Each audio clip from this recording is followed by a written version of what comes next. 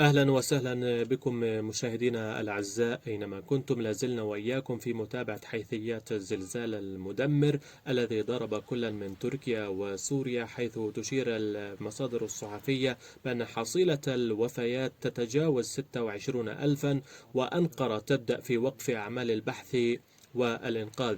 في هذا الخبر وفي هذه المتابعة مشاهدينا ومتابعينا الأعزاء أينما كنتم، تجاوزت حصيلة الوفيات في زلزال تركيا وسوريا إلى 26 ألفا، إضافة إلى نحو 88 ألف جريح. وقالت إدارة الكوارث والطوارئ التركية إن الطاقة المنبعثة من هذا الزلزال الذي بلغت قوته 7.7 درجات تعادل 500 قنبلة ذرية. ووفقا لأحدث البيانات الرسمية فإن عدد قتلى الزلزال في تركيا لوحدها ارتفع إلى 22,327 شخصا، بينما تجاوز عدد المصابين 80 ألفا.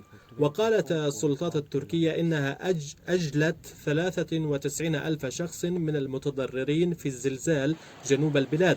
وأضافت إدارة الكوارث أنها سجلت اليوم هزة ارتدادية بقوة 4 درجات على مقياس ريختر في كهرمان ماراش، وهي مركز الزلزال.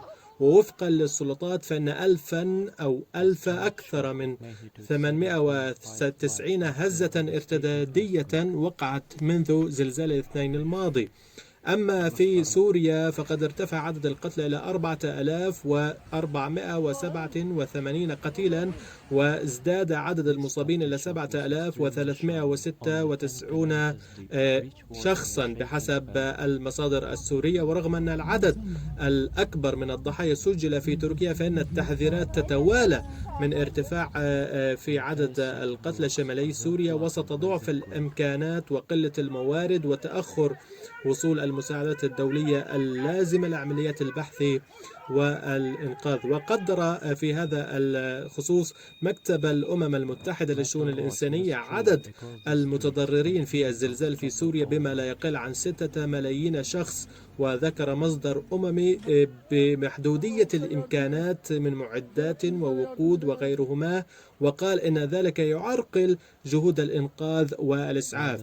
في غضون ذلك دعا المبعوث الأممي الخاص لسوريا الحكومة السورية لعدم عرقلة امتدادات الإغاثة للمتضررين من الزلزال في المناطق الخارجة عن سيطرتها. كما أيضا دعت وزارة الخارجية الأمريكية الحكومة السورية بالسماح بمرور المساعدات من خلال جميع المعابر الحدودية على الفور. وقالت إنه لا تزال هناك عقبات يجب تجاوزها في سوريا لتقديم المساعدات الإنسانية. وأيضا نشير بأن الحكومة السورية قد سمحت في إدخال المساعدات والمعدات الإنقاذ إلى المناطق الخارجة عن سيطرتها. في هذا الخصوص أيضا تسجيل هزة ارتدادية في دوغان كوي بمحافظة هاتاي. مرصد الزلزال الوطني في اسطنبول يعلن تسجيل هزة ارتدادية في دوغان كوي بمحافظة هاتاي قوتها 4.4 درجة على مقياس ريختر. أيضا وزير الدفاع التركي قال أسسنا ثكنات لوجستية في 7 محافظات لتنسيق إيصال المساعدات إلى المتضررين. قال وزير الدفاع التركي أن وصول المساعدات يستمر من خارج البلاد، مشيرا إلى أن الحكومة وضعت الخطط اللازمة لنقلها إلى المناطق المنكوبة. وأيضا ضمن المتابعة الحية والمباشرة لحيثيات هذا الزلزال المدمر، قال الهلال الأحمر التركي تسكين أكثر من 1,000,000 من كوبي الزلزال في مراكز إيواء مؤقتة. تحديدا في هذا الخبر قال مدير البرامج في الهلال الأحمر التركي إن أكثر من 1,000,000 من منكوبي الزلزال تم إيواءهم في مراكز إيواء مؤقتة، كما تم تسكين نحو 160 ألفا في فنادق. أيضا من ضمن المتابعة الرئيس التركي أردوغان قال أوقفنا أعمال البحث والإنقاذ وبدأنا رفع الأنقاض. وأيضا من ضمن المعلومات مسؤول إغاثي أمريكي لا نزال في مرحلة البحث والإنقاذ في الشمال السوري. أيضا منسق أممي قال أن لم يسمح بإدخال أي قوافل مساعدات في مناطق التماس بين الحكومة السورية والمعارضة السورية. أيضا مشاهدينا ومتابعينا الأعزاء، متابعي قناة تامر دلول على منصة أو على قناة اليوتيوب الخاصة، بنتمنى من حضرتكم الدعم وحتى نستمر في هذه التغطية الإخبارية الخاصة حول العالم أجمل. في لازلنا مشاهدينا نتابع زلزال تركيا سوريا، حيث يتضاءل الأمل في العثور على ناجين في سوريا وتركيا بعد مرور 6 أيام على الزلزال المدمر الذي أودى بحياة أكثر من 27 ألف شخص في إحدى أسوأ الكوارث التي تشهدها هذه المنطقة منذ قرن. أيضا هناك حالة من التضامن وحالة من التكافل وحالة من الحزن العالمي لدعم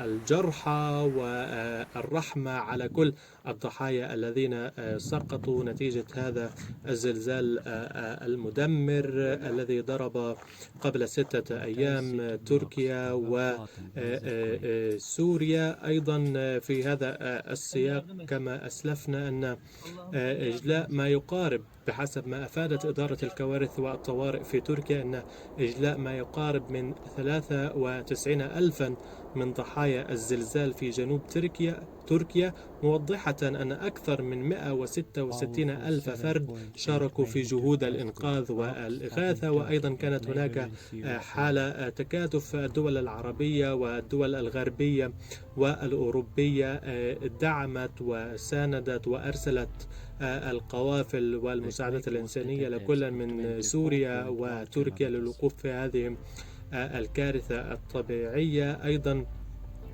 من ضمن المعلومات مشاهدينا الكرام، حالة من الحزن تخيم على كافة أبناء الشعوب العربية وشعوب العالم بأسرها. إلى هذه النقطة نكتفي في متابعة حادثة الزلزال المدمر الذي ضرب كلا من تركيا وسوريا. مشاهدينا الأعزاء، ونشكركم على طيب المتابعة، ونتمنى في ختام هذا البث وهذه التغطية المتابعة لقناة تامر دلول على اليوتيوب والمشاركة حتى نرتقي بكم وحتى نستمر في إيصال الرسالة الإعلامية على مختلف العالم.